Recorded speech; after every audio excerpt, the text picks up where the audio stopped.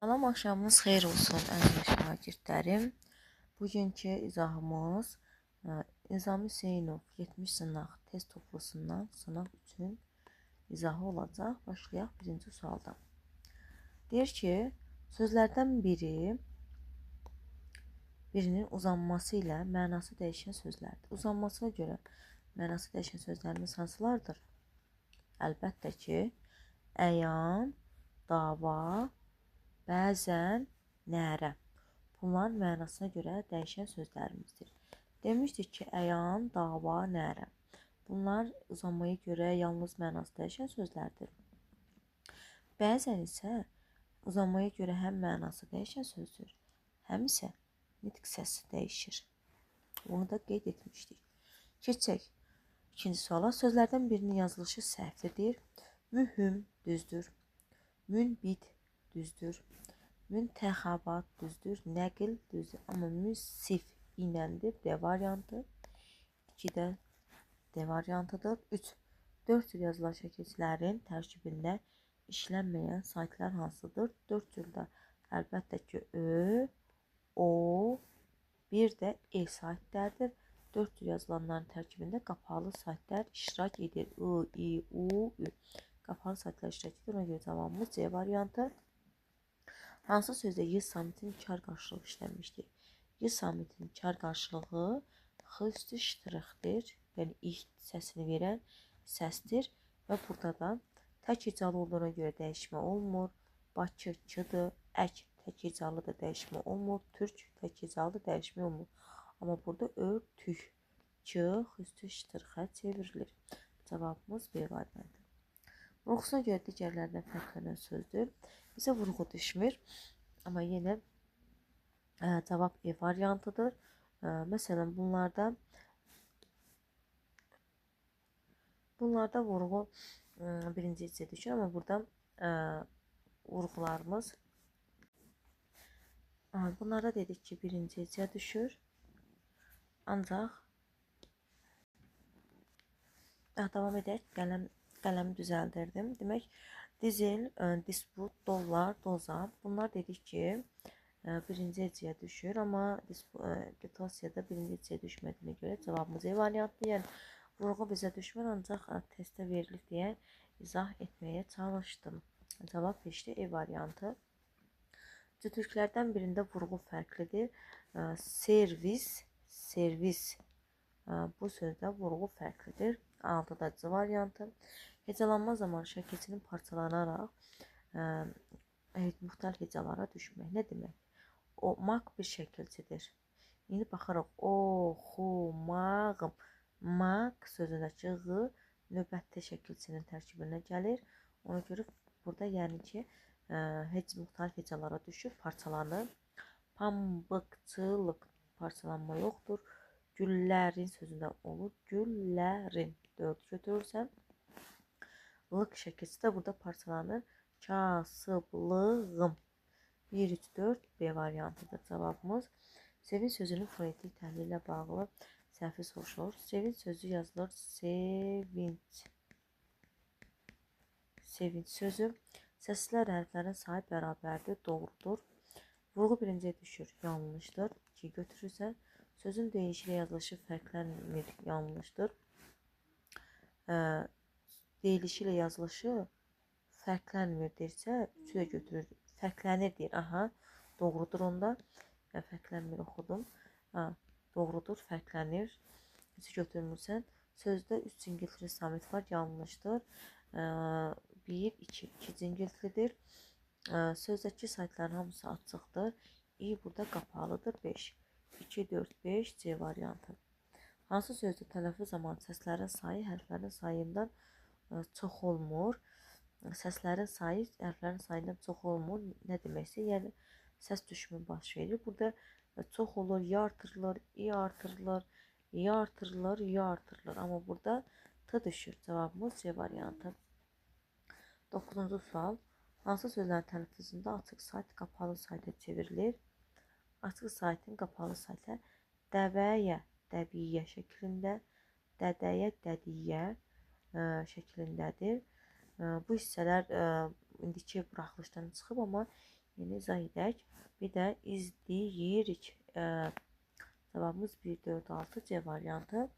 Çoban uşağı mətnini oxumuşam. Burada sizdə yəqin ki oxuyursunuz. Başlayaq suallara. Üzərində rəqəm qoymuş sözlərdən biri məcazi və qilib baxımından digər fəndən fərqlənir. Məsələn, soruşmaq həqiqi mənadadır. Marağa düşüb, burada düşmək həqiqi mənada deyil, məcazi mənadadır. Sonra məcazi mənadadır. Sonra 3 harfdadır. Çağırtdırır həqiqi mənadadır. Düzgün həqiqi mənadadır. Bir də sağ olsun həqiqi mənadadır. 4-də həqiqi, biri məcazi olduğuna görə 2-ni götürürük cavabda. Cavabımız 2. Hansı hadisə mətndəki hadisələrdən yalnız sonra baş verər?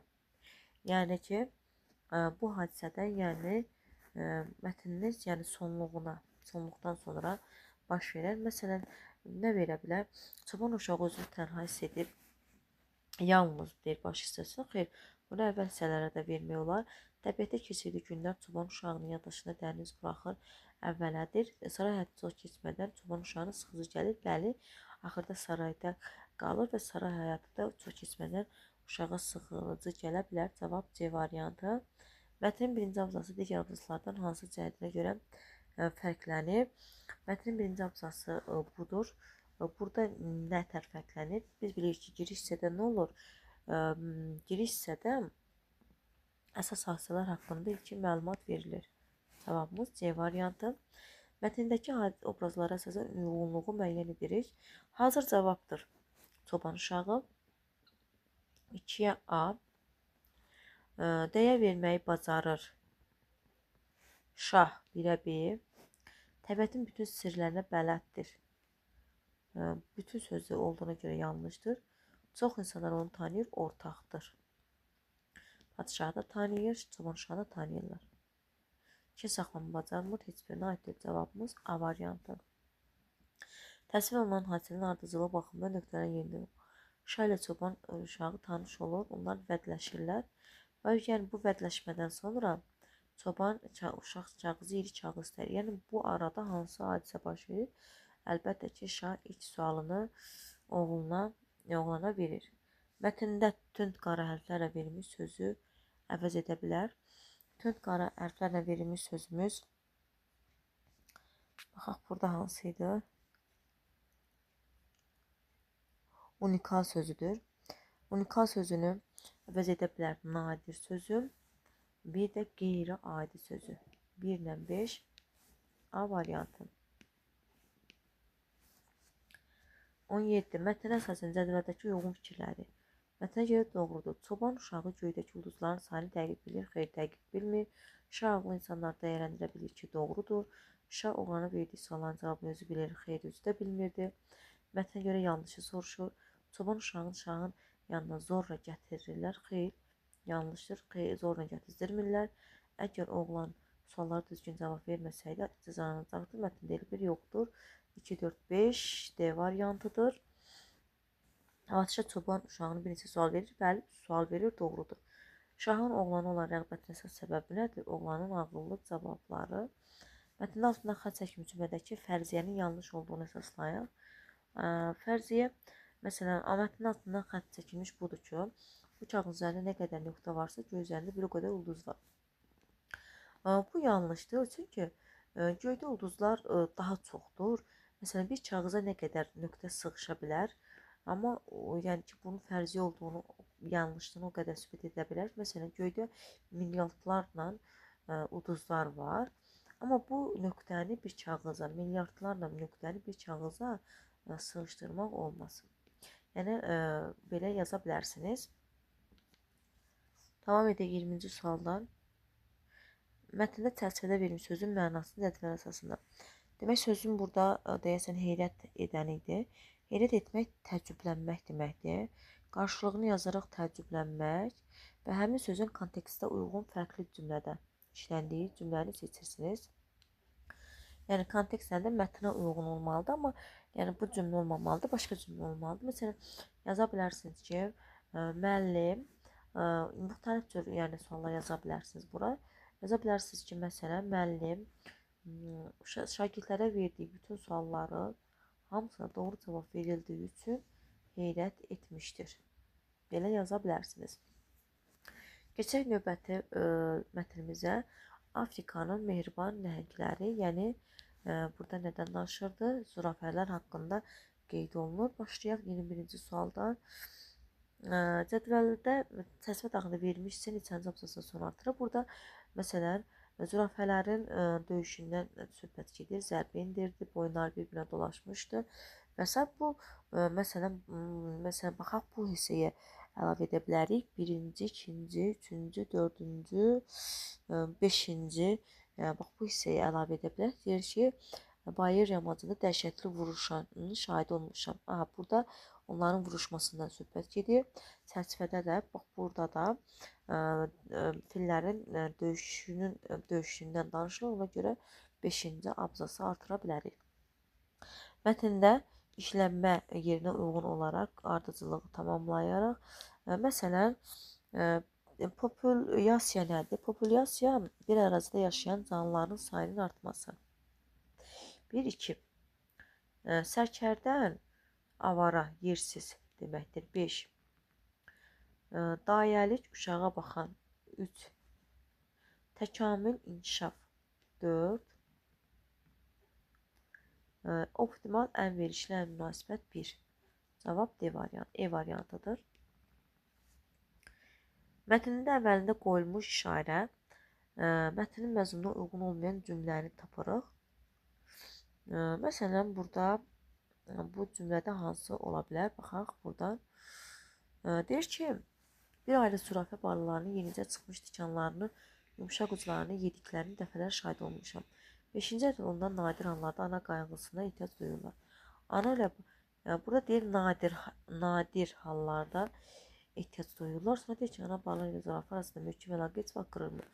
Bala heç bir qorxu hissi keçirməz, günlərlə sərkərdən gəzib dolaşır.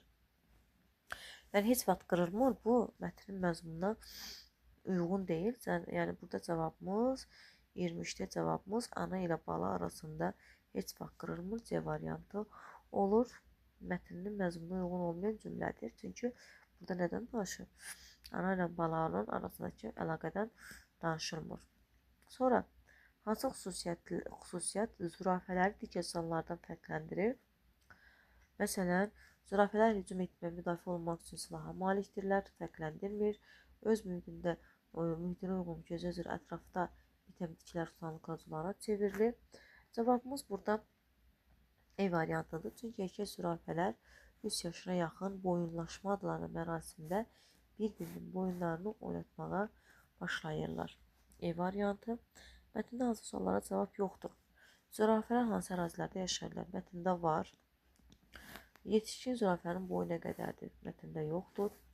Zürafənin soyuq ərazidə yaşamamasının səbəbi mətndə yoxdur. Müəllif Afrikaya nə üçün getmişdi? Tədqiqat üçün getmişdi. Ən böyük zürafənin çəkisi nədir? Mətndə yoxdur. Cavabımız 2-3-5 A variantı. Mətndə çərçivə daxilində verilmiş sözü əvəz edə bilər.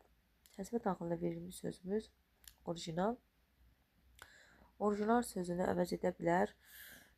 Özünə məxsus, bir də qeyri-adi. Cavabımız D variantı. Mətnin hansı hissəsində fakt yoxdur? Əlbəttə ki, nəticə hissəsində olar. Çünki bax, giriş hissəsində fakt var.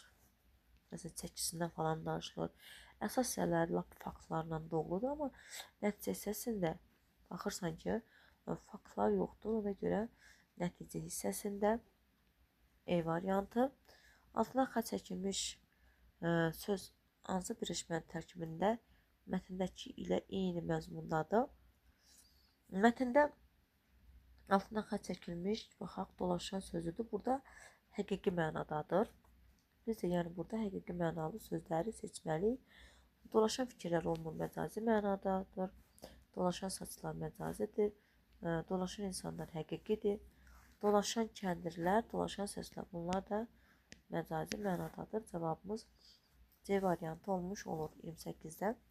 Bütün qara hərflərlə verilmiş ifadəni müəllif hansı məqsəddə istifadə etmişdir? Baxarıq buradan. Bütün qara hərflərlə verilmiş hissəmiz baxaq. Demək hansı idi? Deyir ki, onlar məməlilər kimi dəvə, bəbir, yəni zürafə.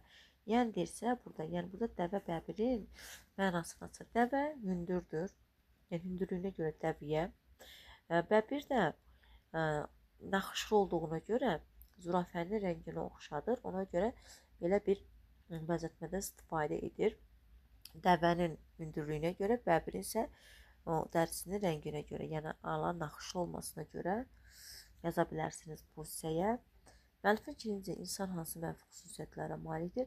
Bəli, burada yazırlar ki, yazılıbdır ki, zürafələr nə qədər olsa da bir-birlərinə ziyan vurmurlar. Amma insanlar əllərinə fürsət düşdükcə, imkan düşdükcə həmişə bir-birinə ziyan yetirməyə meyillidirlər. Bir-birlərini məsələn ziyan yetirməyə meyilli olurlar həmişə. Vəhşilik edir, digər insanları öldürürlər və s. Bunu da 30-cu suala qeyd edə bilərsiniz. İzahımız bu qədər. Növbəti izahda görüşənə qədər. Sağ olun, salamat qalın.